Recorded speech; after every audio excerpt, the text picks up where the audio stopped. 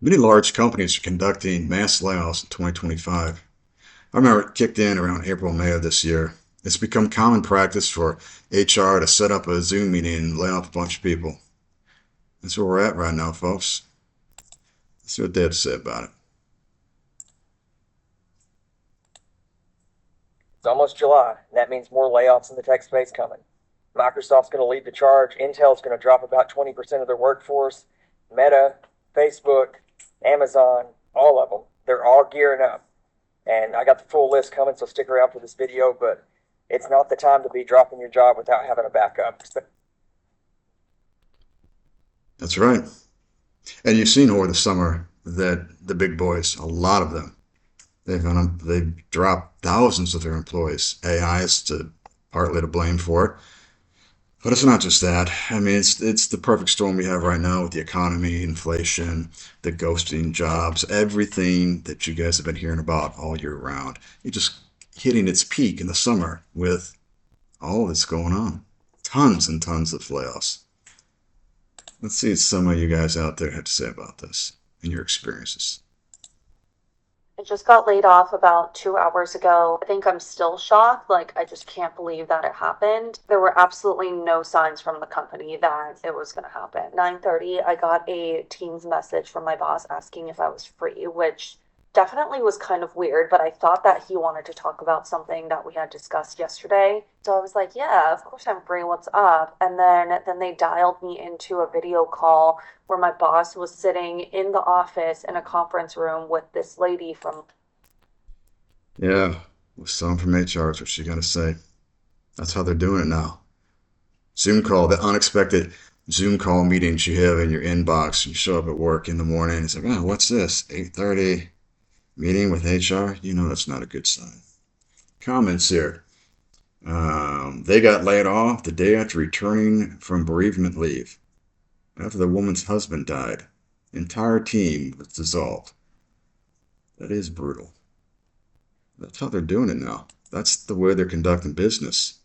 It's ruthless. It's just business to them, obviously. You were just a number. And we're seeing that, we've been seeing that for years now. And it's getting worse and worse, and that's why you're getting a bunch of people out there and they're not talking about this. You've seen tons of videos on this situation because it's getting worse, not better. And it doesn't look like there's an end in sight. Hello, my name is Jacqueline, and I was just laid off in a mass Zoom meeting. So, if it looks like I'm not okay, it's because I am not okay. One thing about working in tech is that it is not for the weak, and you watch these layoffs happen all the time. And each time, you continually tell yourself, it ain't me, thank God. Well, guess what? It was me this time. I am a 30-year-old with 2 master's degrees, an undergraduate degree, all in marketing. And now I am unemployed and continuing to post on TikTok. I knew my company was having struggles. We couldn't push our pipeline down from top funnel to any close one. So I would say it was a surprise that they were doing a restructuring, but it absolutely was not. What was a surprise is that I was told that I was okay, and I was absolutely blindsided this morning at 11 a.m. with a 10-minute meeting on my calendar where people in the higher executive crew that I've never met before told a group of 15 of us or so, while another group of 15 was meeting with other people, that we were all laid off from the company. This is nothing new. You've seen many of people on this app post about being laid off. So now I'm just joining those masses. Comments here. I got laid off the day after my wedding, and her husband was laid off while they were on their honeymoon. Fortunately, they're saying, we're okay, and you will be too. Imagine that.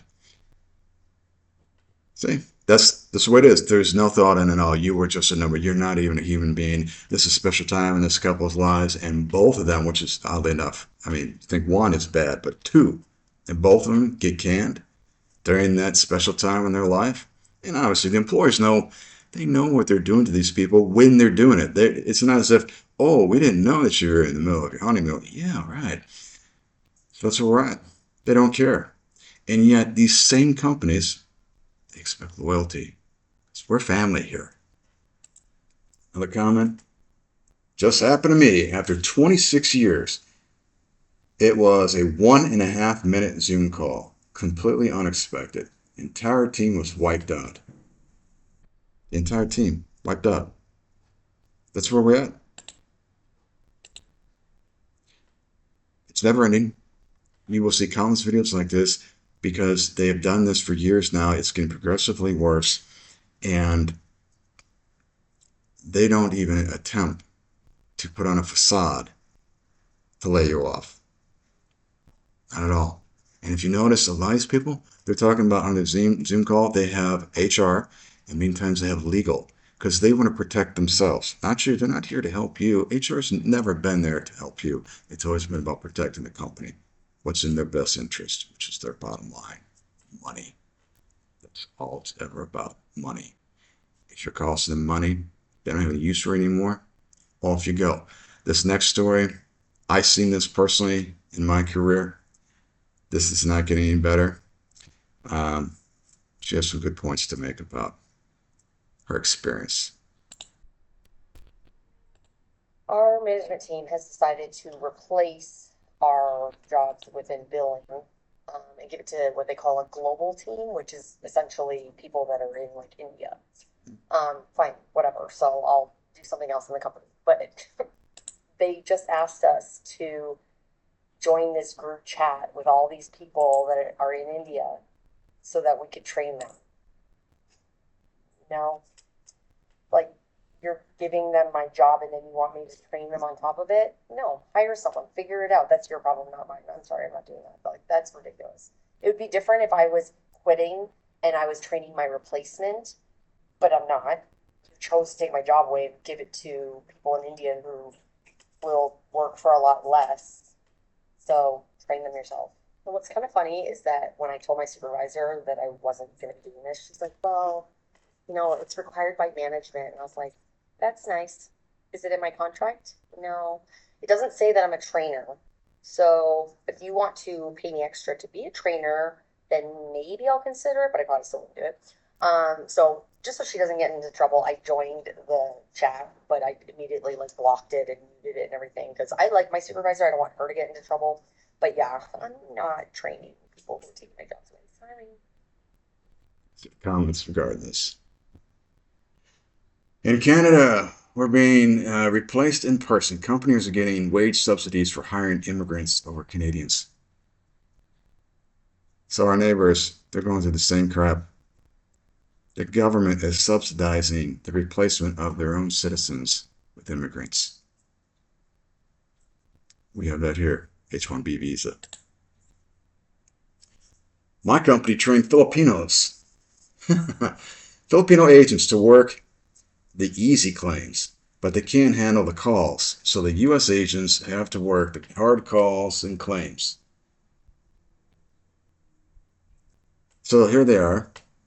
They're trying to replace you, but the replacement labor can't get the job done. So what do? They still want to replace you, and they're going for the cheap stuff. They got the Filipinos in there, and they're going to throw you a few breadcrumbs and let you take care of the hard calls. You know, because replacement labor can't do the job. Make that make sense. So now you're going to pay for the current people you want to replace. You have yet to get rid of them because your replacement labor, the cheap stuff, they can't do the job. One more comment. How do these companies think this is sustainable? Yeah, how do they think it's sustainable? Because they're sending the jobs overseas. That means money is going out the door. Bye-bye cash in the U.S. So who's going to be left in the U.S. to support their products? See, that's the long term, the long game. Forward thinking, down the road, it's going to be a disaster. But big companies aren't thinking about that. What are they thinking about? The bottom dollar right now. What can they save next quarter to appease their shareholders? Look, our costs have gone down. No, they're going for like the Band-Aid fix. The quick fix where right now, at this moment, take a little snapshot. Oh yeah, we're made more profitable. Why? Well, because you just canned all the U.S. employees and you replaced them with cheap overseas labor. So in the short term, you look like you did well. But in the long run, no, because all these companies are doing it. Now, if everyone across the board is doing it in the United States, then the U.S. Worker, they're not going to have any cash. What are they going to be doing for work? DoorDash, Uber driving, they're going to be making less than minimum wage. Or they're going to try to support a family of four on working at McDonald's. It doesn't add up in the long run, the big picture. That's going to come back and bite them. But right now, they're all about appeasing the shareholders. So that's where we are right now. And there are so many aspects to this cauldron, this stew pot of crap that we have going on in the United States right now on life in general. This is one piece of it with the inflation, the economy. It's so much bigger than just that because all the pieces are going down the toilet. They're all negative. The ghosting of jobs, getting ghosted after an interview, the lack of responses, the inundation of resumes being submitted. You open a LinkedIn post, and in the first hour they have over 100 applicants. You'll see it when you check out the job, 100 applied to it. And they're only saying 100 because that's, I think, the maximum for LinkedIn for how many applied. They don't actually give you a number of how many people applied for it. It'll probably be in the thousands. I'm going to continue to talk about this. There's plenty more to go through. This is just the beginning. But if you enjoy my videos, you want to see more, share, like, subscribe. I don't want to hear from you guys. Share your experience. What do you experience out there in this disaster of economy? And really, it's life in general in the United States right now. What's your experience? Leave a comment, and I'll see you guys in the next round.